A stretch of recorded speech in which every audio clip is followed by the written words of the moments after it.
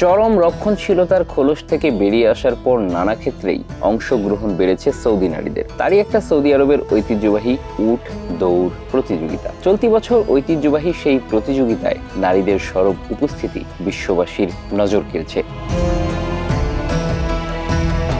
Saudi আরবের রাজধানী রিয়াদে শুরু হওয়া custodian of the two holy mosque camel festival 2025-এ নারীদের অংশগ্রহণের হার গত বছরের তুলনায় দ্বিগুণ হয়েছে।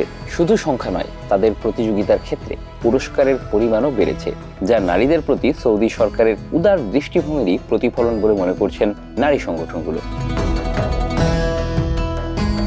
গত 27শে জানুয়ারি থেকে শুরু হওয়া এই উট দৌড় উৎসবে 13টি দেশের 30 জন নারী প্রতিযোগী অংশ নিয়েছেন। এর মধ্যে Algeria, Bahrain, Britain, France, Germany, Oman, Qatar, Poland, Saudi Arab, Switzerland, সংযুক্ত আরব আমিরাত, যুক্তরাষ্ট্র ও ইয়েমেনের মতো দেশগুলো প্রতিনিধিত্ব করছে।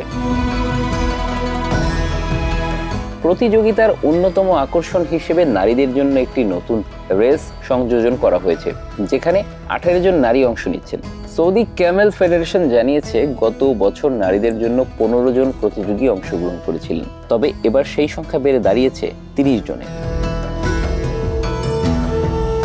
এবারের ফেস্টিভ্যালে পুরস্কারের পরিমাণ অনেক বেশি। গত বছর নারীদের জন্য পুরস্কারের পরিমাণ ছিল 1,88,000 সৌদি রিয়াল, যা এবছর বেড়ে দাঁড়িয়েছে 3,76,000 রিয়ালে। প্রথম স্থান অধিকারী নারী প্রতিযোগী পাবেন 60,000 রিয়াল, যা তাদের কঠোর পরিশ্রমের ফলস্বরূপ একটি বিশাল সম্মানজনক পুরস্কার। সাম্প্রতিক বছরেও সৌদি যুবরাজ মোহাম্মদ বিন সালমান দেশটিকে রক্ষণশীলতার আবরণ থেকে বের করে আনতে বেশ কিছু পদক্ষেপ নিয়েছেন। সিনেমা হল চালু, নারীদের ড্রাইভিং লাইসেন্স প্রদান, হালাল ডান্স বার, ফ্যাশন শো চালু করা সহ আরো বেশ কিছু পদক্ষেপ বিশ্ববাসীর নজর কেড়েছে। তাই এই উট দৌড় প্রতিযোগিতা নিছক একটি খেলা হিসেবে নয়, বরং সৌদি নারী অধিকারের একটি দৃষ্টান্ত হিসেবে দেখছেন বিশ্লেষকরা। পাশাপাশি এটি সৌদি আরবের সাংস্কৃতিক ও সামাজিক পরিবর্তনের একটি স্পষ্ট প্রতিফলন।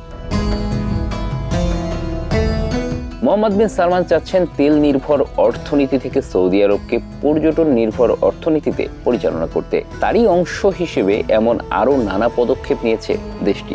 এর মাধ্যমে মূলত পশ্চিমা পর্যটকদের আকৃষ্ট করতে চাইছেন তিনি। Bangla affairs news desk.